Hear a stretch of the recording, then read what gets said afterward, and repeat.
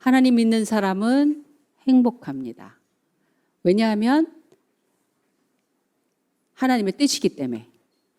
절대자의 명령이며 계획이며 섭리이기 때문에. 그러니까 하나님 믿는데 행복이 뭔지 모른다? 그거는 모순이에요. 앞뒤가 안 맞는 거예요. 반드시 행복할 수밖에 없어요. 성경은 그것을 증명하고 있습니다. 우리가 그래서 그 증인과 증거가 돼야 돼요. 하나님 믿으면 전쟁에서 이깁니다. 하나님 믿으면 어떤 일에서 성공을 성취합니다. 하나님 믿으면 그 사랑이 행복으로 연결됩니다. 하나님 믿으면 산다는 것이 굉장히 멋있고 신나고 벅찬 감격으로 살아가게 돼 있어요. 하나님을 믿고 의지하고 하나님이 우리를 책임져 주신다라는 것은 우리의 모든 것들이 절대자의 수준으로 바뀌기 때문에 그렇습니다. 그거를 우리가 어떻게 확실할 수 있느냐? 언제 그거를 확신할 수 있느냐? 언제 그것을 우리가 경험할 수 있느냐? 성경은 그거를 한 가지로 말씀하고 계십니다. 하나님의 약속을 받은 자, 하나님의 약속을 갖게 된 자, 하나님의 약속을 듣게 됐을 때. 그래서 하나님의 약속이 있을 때는요, 그 전쟁은 반드시 이겨요. 하나님의 약속이 있으면 그 기도는 언제나 응답됩니다. 하나님의 약속을 소유한 자는 자기가 계획하고 열심히 노력하고 살려고 하는 그 길이 성취되게 돼 있어요.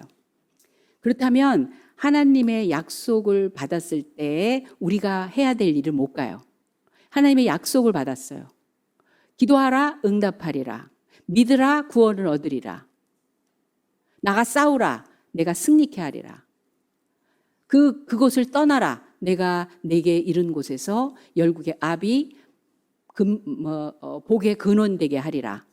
하나님이 약속을 하시고 그거를 이루실 때 우리가 그때 해야 될 일은 한 가지예요. 믿으면 돼요.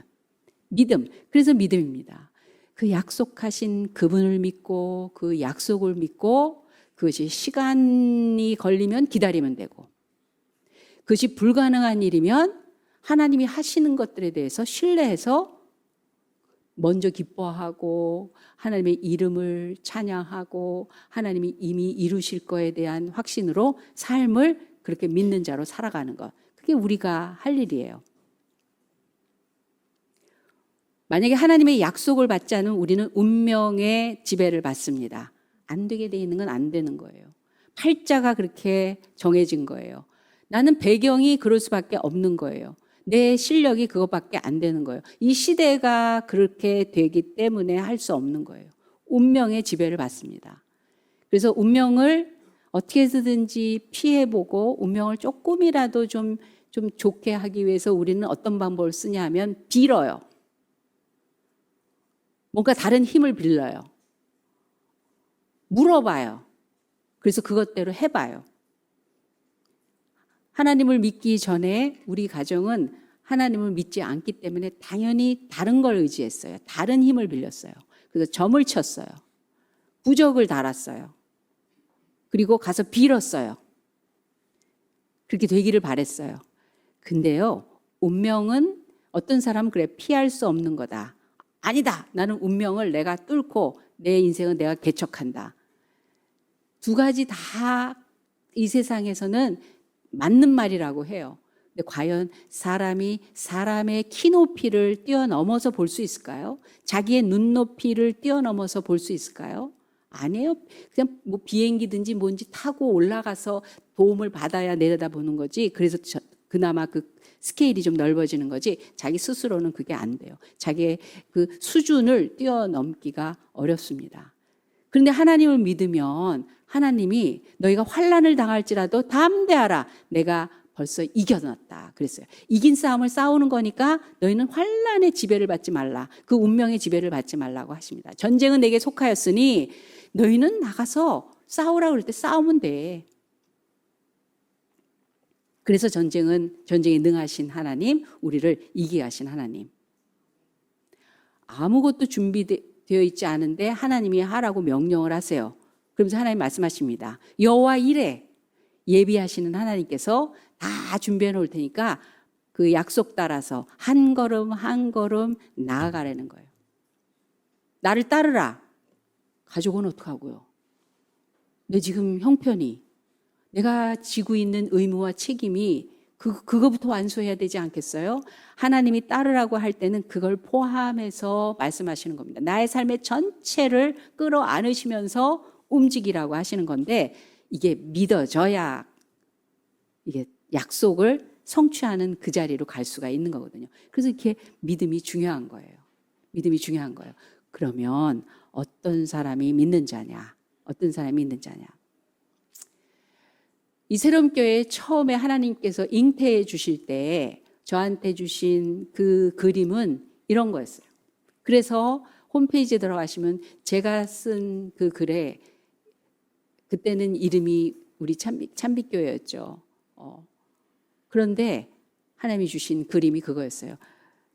이 교회는, 하나님이 세우신 이 교회는 300명을 목표로 한다고 그랬어요. 이건 숫자의 개념보다 훨씬 더 깊고 큰 겁니다. 저는 큰 교회를 바라지 않았던 건 큰 교회를 싫어해서가 아니라 그게 의미 없어서가 아니에요. 큰 교회는 큰 교회대로 참 하나님이 이루신 크신 뜻이 있고 큰 일을 합니다. 그런데 저한테 주신 그림은 뭐였냐면 기도원의 300명이었어요. 기도원의 300명. 왜 그 수많은 사람들이 저요 하고 자원해서 나왔는데도 불구하고 하나님은 많아 돌려보내 하고 300명을 취하셨을까? 그 기도원의 300명, 그리고 그 기도원의 300명은 300가정을 말합니다. 그 300가정이 300명의 선교사님을 직접 마음으로, 삶으로, 실력으로, 능력으로 적극적으로 관여하고 참여하는, 우리 황혜미 선생님 어린이 설교 해주셨는데 사실 그 가정은요 이태리어로 설교하시는 가정이에요. 아실란가 몰라. 예, 이태리어. 우리 그 YWCA 사무총장님이 이태리에 7년 계셨는데 제가 그걸 보내드렸더니 그걸 딱 보시면서 그 이태리어를 잘 아시니까 그 많은 가정 중에 이태리어 가정을 보고 발음이며 용어가 완벽하다고 그랬어요. 너무 잘하네요. 그래서 예, 곧 갈 겁니다. 이태리 복음 전하러. 그렇게 얘기했었거든요. 선교사님들, 그러니까 우리 주님의 명령과 말씀대로 내 삶이, 내 가정이, 내 자녀들과 내 가족들과 내 삶의 영역이 주님의 일을 그렇게 동참하고 하는 것, 내 본분으로 알고 하는 것, 우리의 살아있는 목적입니다. 그런 교회, 주님 오실 때까지 그런 300명이었어요. 여러분, 그래서 기도원 300명으로 우리가 한번 살펴봐야 되겠습니다. 그래야 우리 오늘의 말씀이 연결이 돼요. 기도원 300명은 어떻게 300명이냐면요. 이 사사시대 아무던 영적 리더가 없는, 그래서 주죽박죽 아무렇게나 막 우상과 음란과 퇴폐와 모든 타락과 죄악이 나라에 만연해 있을 때 왕도 없고 아무런 리더도 없고, 그런데 하나님의 리더십을 따라야 되는데 하나님이 보이지도 않는데 그래서 지적금지 소견에 오른 대로 막 사니까. 여러분, 신호등이 왜 있는지 아세요? 빨간불에는 다 서야 돼요. 파란불에 가는 거예요.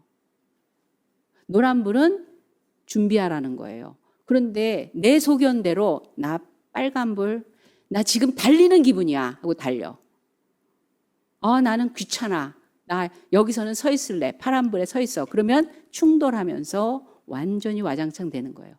아빠 소견대로 아빠하고, 엄마 소견대로 엄마 살고, 아이 소견대로 난 젊어. 요즘 시대 이거 시시해. 그리고 어린이, 아이, 청소년, 청년, 젊은이 소견대로 하면요, 이 충돌을 면할 수가 없어요. 다 죽는 겁니다. 다 못 살겠다가 나오는 거예요. 되는 일이 없네가 되는 거예요. 다 싫다는 소리가 나오는 거예요. 자기 소견에 오른 대로 살았던 데가 사사시대입니다. 그럴 때 나라가 완전히 망하기 시작을 했어요. 미디안이 쳐들어와서 약탈해 가고 사람들이 고통 속에 있어요. 그럴 때 하나님 앞에 부르짖습니다. 그럴 때 하나님이 기드온을 사사로 리더로 세웁니다. 그래서 기도원을 통해서 미디안과 전쟁을 하는데 이제 하나님이 약속으로 명령하십니다. 사람들에게 나라를 살리기 위한 광고를 한 거예요. 그랬더니 32,000명이 져요. 그래도 그 와중에도 나라 사랑하는 사람이 있었고, 그래도 내가 이 의무와 책임은 감당해야 되지 않나? 군대에 가야지. 그래. 취직해야지. 그래. 이렇게 해야지. 섬겨야지. 봉사해야지. 그리고 나왔어요. 32,000명이. 그런데 하나님 많다는 거예요. 많다는 거예요. 숫자의 개념으로 하나님 부르신 게 아니었어요. 숫자가 많으면 그러면 안 됩니까? 큰 교회는 이상한 겁니까? 아니에요. 숫자로 많다 적다를 얘기하신 게 아니에요. 근데 너무 많으네. 그래서 두려워서 떠는 사람은 돌려보내라. 그랬더니 22,000명이 가. 두려워서 떠는 자. 사실은 걱정이 됐었어요. 나 없는 동안 집 어떡하지? 나 그러다가 못 돌아오면 그럼 우리 부모님, 우리 애들 어떡하지? 걱정, 염려, 근심, 공포. 죽는 걸 좋아하는 사람이 어디 있겠어요? 다치는 걸 신나하는 사람이 어디 있겠어요? 이러다가 내가 어떻게 되지? 다 뭔가 미지수. 여러분, 하나님의 약속이 있는데도 불구하고 자기 현실 자기가 들여다보고 자기 생각 자기가 붙잡고 자기가 자기를 지키는 그런 실력으로 살아가는 사람은 두려울 수밖에 없어요. 이 상황 현실이. 그래서 두려워서 떠는 자는 가래요. 돌려보내주는 거예요. 싫다는 게 아니라 돌려보내주시는 거예요. 삶의 현장으로. 그랬더니 22,000명이 갔어요. 10,000명이 남았어요. 근데 10,000명도 많다는 거예요. 하나님. 10,000명 많네. 그래서 시험하사 그 테스트를 하십니다. 연못가에, 목가에 물이 있는 곳에 10,000명을 모으라는 거예요. 그래서 각자 이제 물을 먹어야 되는 거예요. 목마르니까 물을 당연히 마시겠죠. 그 중에서 물을 마시는 자 가운데서 그 얼굴을 묶고 물을 막 벌컥벌컥 마시는 자와 무릎을 꿇고, 즉 무릎을 세운 거죠. 그리고 개처럼 물을 떠서 핥는 자 고르래요. 근데 하나님은 무릎을 세우고 손으로 물을 떠서 입으로 핥듯 혀로 핥는 그런 사람을 고르랬더니 그게 300명인 거예요. 자기의 갈증에 집중되어 있어요. 물이 딱 먹자 가서 막 정신없이 엎드려서 퍼먹는 거예요. 얼마나 목말라요. 그 32,000명 모아지고 기다리고 22,000명 돌려보내고 그다음에 10,000명을 또 물가에다 해라. 그 많은 시간이 지나면서 배도 고팠을 거고, 그러니까 너무 갈증나니까 막 벌컥벌컥 들이키는 거예요. 10,000명이 한꺼번에 어떻게 모이겠어요? 팀을 짜서 계속 먹고 가고 뒤늦게 온 사람은 더 목마르죠. 그런데 무릎을 꿇고 손으로 물을 떠서 개처럼 핥는 자는요, 어떤 상태인 줄 아세요? 보이는 게 달라요. 물과 자기 갈증과 물만 보이지 않아요. 그 당장 해치워야 할 자기 문제만 보이지 않아요. 지금 나의 필요에 어떻게 하면 이걸 해결하나 하는 그거에 멈추지 않아요. 보면 이 물을 떠서 마시면서 핥으면서 보이는 게 달라요. 사방이. 옆 사람 먹나? 지금 뒤에 사람이 얼마나 있나? 내가 같이 하려기 위해서 자리를 어떻게 해야 되나? 적은 있나 없나? 지금 이런 상황에서 무슨 일이 벌어지는 건가? 살피는 거예요. 나 자신에게 집중되어 있는 게 아니라 내가 여기에 왜 있고 무엇을 해야 되고 어떻게 해야 되고 언제까지 이 자리에서 임해야 되는가? 굉장히 크게 넓게 깊게 그 의미와 상황과 가치를 살필 줄 아는 자예요. 그런 사람을 고르래요. 300명. 그 기도원 300명이 저에게 주신 그림이었어요. 그런 300명. 그런 300명. 그리고 그 300명을 통해서 하나님의 나라를 확장하자는 거예요. 가난한 자, 병든 자, 포로된 자, 나약한 자를 하나님께서 고치시고 살리시고 부르시고 천국 초대해 주시고 행복하게 해 주시고 인생의 그 의미와 가치를 세우셔서 내가 이 땅에 사는 동안 나는 하나님의 처음 원본대로 그렇게 살아보겠습니다.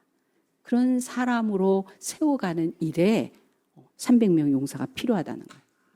이 새로운 교회에 존재하는 의미입니다. 여러분들이 그런 분들이라는 거예요.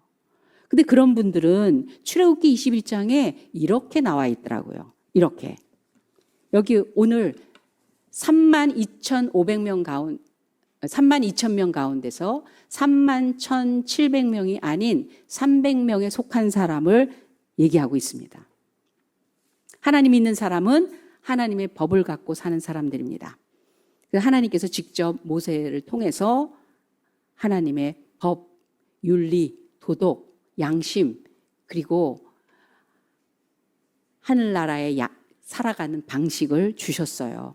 마음과 영혼, 육체적인 모든 움직임을 어디서 어떻게 살아가야 되는지 그 법을 가르쳐 주셨어요.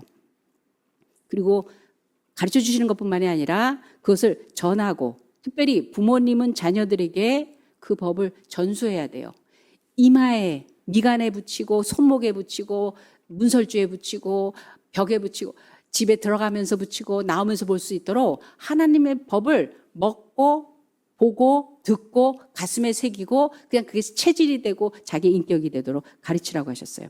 우리는 자녀들에게 하나님 말씀을 가르친다고 하지만, 여러분, 이스라엘 사람들은요, 하나님 말씀을 가르치기 위해서 자녀를 낳았어요. 왜? 그 자녀가 없으면 하나님 말씀 사라지거든요. 아이를 낳는다는 게 얼마나 중요한 일인지 아세요? 나나야 애 낳기 바란다. 많이 낳으면 좋을 것 같아요. 많이 낳으면 좋고. 하나님의 자녀로 풍성하고 아름답고 멋지게 용사로 길러주시기 때문입니다. 하나님의 자녀를 낳지 않으면 하나님 말씀 사라집니다. 우리나라 지금 형편이 그렇습니다. 우리나라 교회가 지금 그렇습니다. 아이를 낳지 않는 모든 이유와 핑계는요, 이해가 돼요. 사람들끼리는 공감이 돼요. 그러나 영적인 의미에서는 사실은 하나님 빼놓고 사는 삶의 이유예요. 하나님과 상관없이 내 힘으로 살려고 하니까 그렇게 할 수밖에 없는 거예요. 경제적인 이유 때문에. 나이가 이렇고, 나의 자아를 실현하기 위해서도 그렇고, 지금 시대에 무식하게 애 많이 낳아서 평생 애 뒷바라지 하면서 살아? 내가 움직이면 얼마나 생산적인 일이 많은데. 천만의 말씀. 지금요, 교회에서 자녀들이 생산되지 않으니까 결혼할 때 얼마나 어려운지 몰라요. 누구하고 해야 돼요? 믿고 안 믿고 무슨 상관이에요, 그게? 이렇게 돼버렸어요. 이 사회에서도 아이들이 줄어드니까 학교 줄어들어, 일할 사람 줄어들어. 나이, 어른들만 많네. 아니, 어른들은, 누구는 어른이 안 돼요? 노인이 안 돼요? 그런데 노인과 젊은 세대가 완전히 구분을 해버려요. 돈 벌어서 노인이나 뒷바라지 해야 되네. 이런 얘기들을 하고 있어요, 지금. 말도 안 되는 짓이죠. 말도 안 되는 짓이죠. 우리 교회는 한 자리에서 같이 먹고, 보고, 듣고, 배우고, 저기를 나도 간다.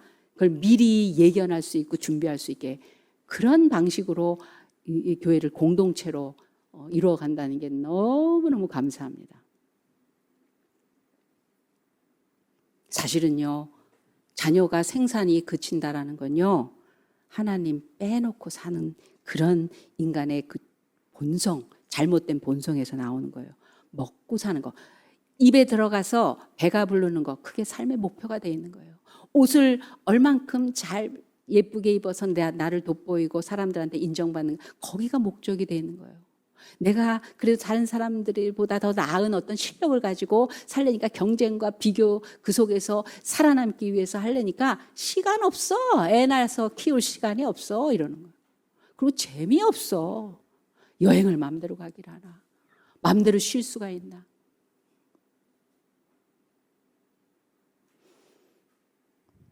모든 하나님의 법은 영적인 의미를 갖고 있습니다. 그런데 하나님 법 중에 오늘 말씀을 보니까요, 종에 대한 얘기를 하셨어요. 언제 종이 됐냐면, 빚을 졌는데 빚을 못 갚을 때 그 빚, 빌려준 사람에게 종이 됐었어요. 그리고 도둑질했는데 들켰어, 잡혔어. 그런데 배상이 안 돼. 여러분, 도둑질해서 감옥에 가는 걸로 끝나는 게 그게 말이 안 되는 거예요. 하나님 법은요, 5배를 갚아야 돼요. 그 사람의 소를 도둑질했는데 들켰어, 잡혔어. 그러면 5배로. 그러려니 종이 될 수밖에 없는 거예요. 못 갚으니까. 그런 경우에 하나님은 이렇게 명령하셨어요. 의무적으로 6년을 그 사람 집에 가서 종살이를 해라. 분량이 어느 정도 갚았냐 안 갚았느냐의 문제가 아니라 6년은 종살이를 해라. 그런데 7년째는 무조건 풀어줘야 돼요. 무조건 해방이에요. 그렇게 만드셨어요. 그런데 이 종이 6년이 지나서 이젠 살았다. 그 의무, 책임, 뭐라 그러죠? 그 빚을 갚아야 되는 무거운 그 억압 이 속에서 다 일을 마치고 나오니 6년 동안에 사실 풀려나올 때까지를 위해서 그나마 참을만 했겠죠. 그래서 풀려납니다. 해방이 됐습니다. 그런데 떠나고 싶지 않은 종이 있다는 거예요. 그 자리를 떠나고 싶지 않은 종이 있거든. 그 종이 저는 그냥 여기 있을래요. 그렇게 하거든 주인은 그 종을 데리고 재판장에게 가라. 그 재판장이 심사를 하는 거예요. 진짜네? 진심이네? 그러면 문설주에 귀를 대고 못으로 귀를 뚫어요. 그리고 귀고리를 하는 거예요. 고리를. 귀고리의 시작입니다. 이거는 멋으로 한 게 아니었어요. 나는 누구의 종입니다의 표시였던 거예요. 여러분 이제부터 누가 귀걸이를 했거든. 물어보시기 바랍니다. 누구의 종이십니까? 귀걸이를 2개 했거든. 2집의 종입니다. 5개를 하면 5집의 종입니다. 그게 시작이에요. 팔고리도 마찬가지예요. 이건 노예의 표시였거든요. 옛날에. 왜 그럴까요? 왜 이제는 모든 것으로부터 벗어나서 나로 살아갈 수 있는 그 시작이 됐는데도 불구하고 일부러 나는 그냥 종이 되겠습니다. 귀뚫는 종. 이게 기도원 300명이에요. 하나님의 교회, 하나님의 사람, 그 종은요, 신약시대에 와서 뭐라고 하냐면 제자라고 하는 거예요. 제자. 제자는 직업처럼 임무를 받아서 뭔가 열심히 하면서 그게 주님의 일이면 주님의 제자, 주님 열심히 따라다니면서 주님 닮아가면 제자. 말은 쉬운데 그게 쉬운 일이 아니에요. 그런데 더 근본은 뭐냐? 귀뚫는 종인 거예요. 스스로, 자발적으로, 자진해서, 원해서 저는요 안 나가고 그냥 여기 있을래요. 그래서 뚫어진 거예요. 표시가 나는 거예요. 그래서 귀뚫는 종은 첫 번째 어떤 의미냐 하면 기도원 300명은 어떤 의미냐 하면 한 번 관계를 영원한 관계로 바꾸는 종이라는 거예요. 처음에는 의무와 책임과 필요에 의해서 덕벌나고 문제를 해결하기 위해서 찾아왔어요. 하나님 앞에. 뭣도 모르고 손잡혀서 끌려왔어요. 뭐 좋은 게 있대. 한번 와보래. 들을만 하대. 거기 가면 그래도 사람들한테 사랑받아. 또 기도해주고 하니까 뭐 하나님이 도와주신대. 나 그럼 문제 좀 해결하고 싶어. 그렇게 해서 시작했어요. 나를 좀 가볍게 하려고, 나를 좀 해결해 보려고, 좀 뭔가 찾아보려고 왔어요. 그래서 거기서 찾아갑니다. 뭔가 도움이 됩니다. 좀 시간이 지나면서 될 것 같은 거예요. 그래서 얻었어요. 찾았어요. 가벼워졌어요. 해결받았어요. 집도 주시고, 자녀도 주시고, 직업도 주시고, 결혼도 주시고, 이렇게 좋은 것들이 생기네요. 그래서 살만해. 그래서 내가 이제 스스로 이렇게 모터 돌아가듯이 내 삶이 돌아가기 시작을 했어요. 됐어. 주일날 왔으면 됐어. 헌금했으면 됐어. 뭐 했으면 됐어. 뭐 직책도 받았으니까 또 내가 그 직분 감당하면 됐어. 그런데 귀뚫는 종은 이제 그렇지 않습니다. 내가 스스로 할 만한 그런 삶이 됐을 때에도 어떤 마음이냐면요. 주인에게 꼭 붙잡혀서 내 맘대로 아니고 주님 맘대로 살고 싶은 그런 의욕이 생긴 거예요. 저 그냥 계속 저 불러주세요. 계속 시켜주세요. 왜? 그 주인이 너무 좋아. 내가 할 수 있고 가질 수 있고 누릴 수 있는 것보다 훨씬 행복해, 주인이랑 있는 게. 내가 가지고 얼마든지 해결할 수 있는 능력이 있는데 그 능력 사용하자 하나님 앞에 의지하고 의존하고 차라리 약한 자가 돼서 그 주인과 같이 있는 그 기분, 그걸 더 원하는 종이 됐다는 거예요. 그런 종이라는 거예요. 그게 내 복이 된 거예요. 내 주인이 너무 좋고 내 형편과 이 처지가 묶여있는 것 같지만 남이 볼 땐 묶여있는 것 같지만 아니라는 거예요. 이 집을 떠나지 않고 싶은 거예요. 그런 결단을 하면 주인이 그를 데리고 재판장에게 가서 결론을 내리는 거예요. 죽기까지 영원한 종이 되는 거예요. 좋아서 시작했는데 이제는 나를 써주세요가 되는 거예요. 나를 그냥 써주세요. 그게 영광인 거예요. 부르신 게 기회예요. 여러분, 내가 아니어도 누군가가 그 자리를 차지할 수 있다고 하면 그거는 나한테 준 엄청난 기회인 거예요. 엄청난 기회인 거예요. 여러분의 결혼은요, 엄청난 기회인 거예요. 내가 아니어도 누군가가 그 사람 옆에 있을 수 있는데 내가 그 자리에 있다는 건 기회인 거 아세요? 왜 하면 안 해요? 바꿨으면 좋겠어요? 차라리 내 자식은 내게 기회인 거예요. 부모 되는 건 기회인 거예요. 아우, 좀 편했으면 좋겠는데. 기왕이면 훨씬 난 사람이 있었으면 좋았을 텐데. 아니에요. 아니에요. 그렇지 않아요. 그렇지 않아요. 왜? 하나님은 우리에게 원석을 주실 때 그 원석을 얼마나 멋지게 만들지에 대한 디자인이 천만 가지예요. 천만 가지. 원석은 정해진 게 아니에요. 그래서 이렇게 빚으면 이렇게 나오고 저렇게 빚으면 저렇게 나와요. 하나님이 그 원석을 내게 품에 안아주셨을 때 그것을 어떻게 이루실 거에 대한 내 실력으로, 내 힘으로, 내 지혜로, 내 능력으로, 내 기운으로 하려면 진이 빠지는 것 같아. 근데 하나님이 내 손을 잡고 내 눈에 눈썰미와 내 마음과 생각 속에 그 감각이 신령한 기운을 불러일으켜 주시면 아브라함처럼 되는 거예요. 아브라함은요, 젊어졌어요. 따라가면서 시키다 보니까 믿음의 조상이 되더라가 아니에요.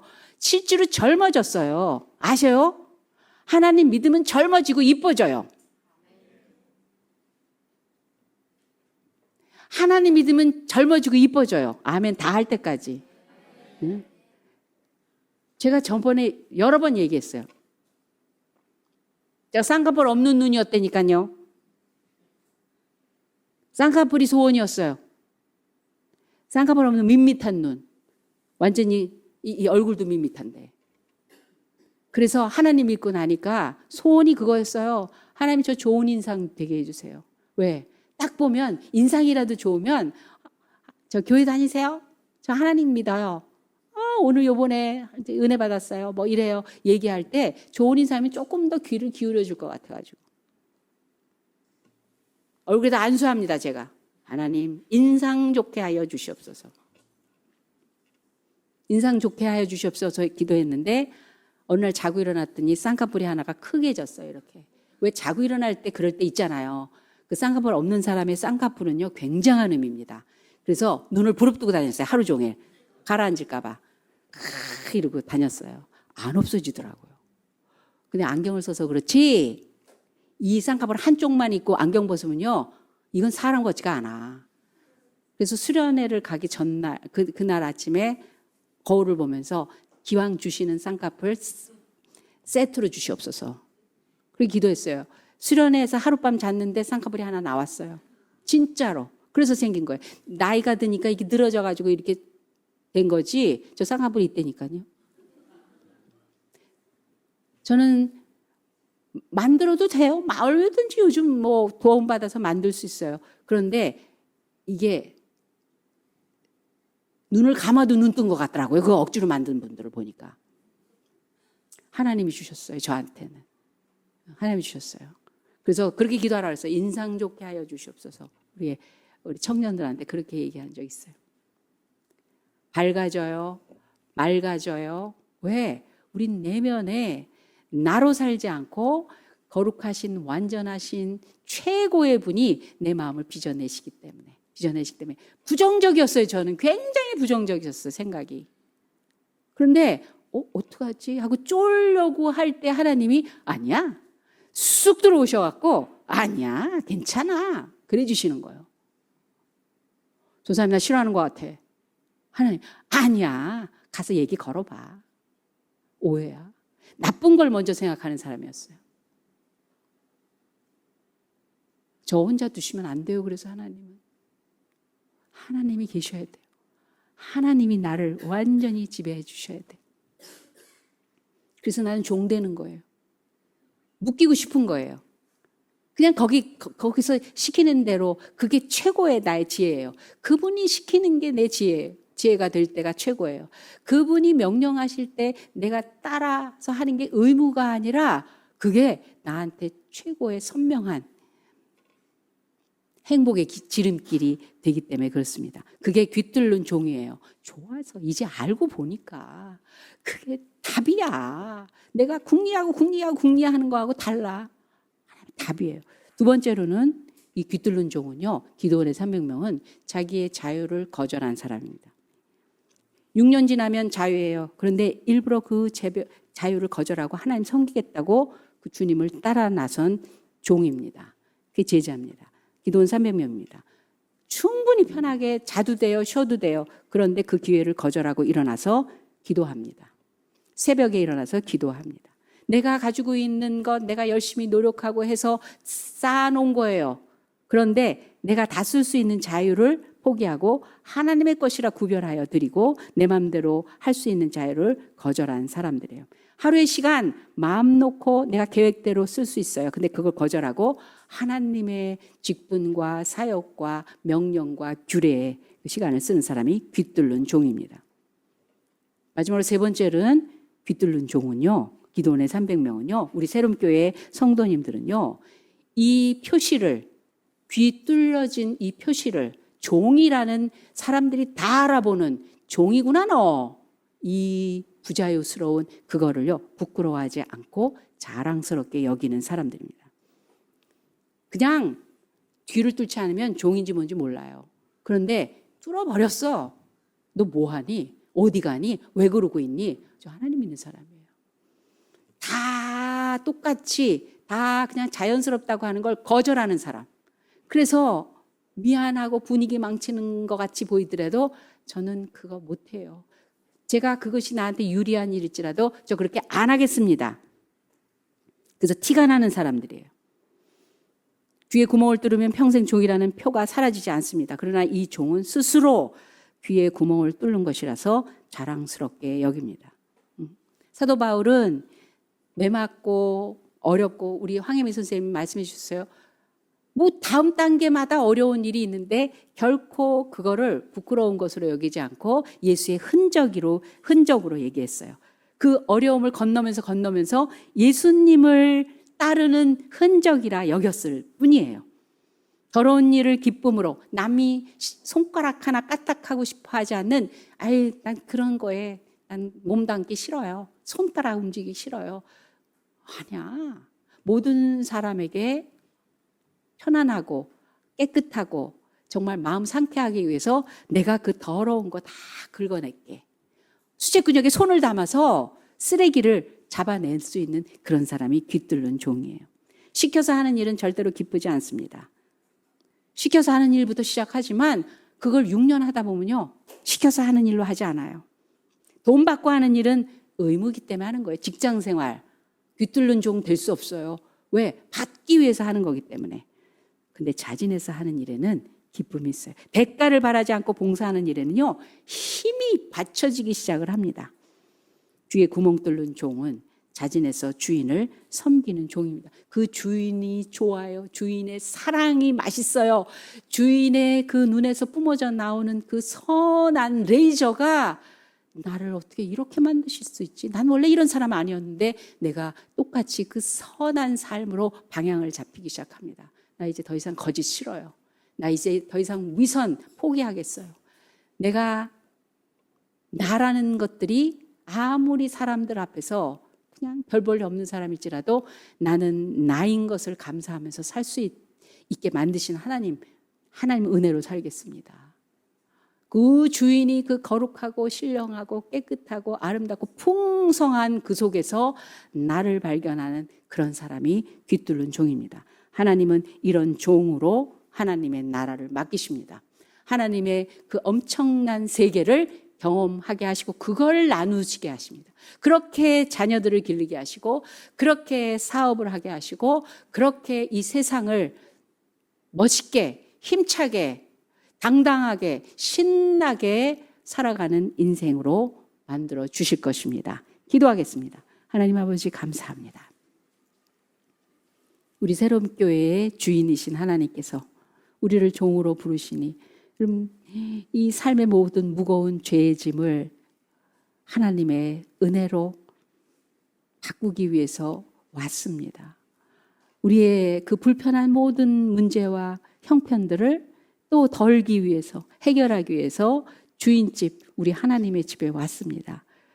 이제 하나님께서 그 모든 것을 쓰시고 해결하시고 덜어주시고 만족시켜 주시는데 이제는 자유인으로 사는 것보다 하나님의 종으로 원해서 삽니다. 주님 안에 있는 것이 행복해서 이제 자진해서 스스로 묶이길 원합니다. 주님 소리 듣길 원해서 아침에 일어납니다. 그 주인의 그 말씀과 운행하심이 너무 귀해서 그 속에서 그것을 맛보길 위해서 따라다니고 있습니다. 그 명령이 우리를 행복하게 하는 것인 것을 알기에 계속 명령대로 순종하는 그 재미로 삽니다. 주님, 정말 주님이십니다. 고백합니다. 우리의 주인 되심을 고백합니다. 기꺼이 기도원의 300명 같은 그 종으로, 귀뚫은 종으로 저희 새로운 교회 주님 오시는 날까지 끝까지 인도해 주시옵소서.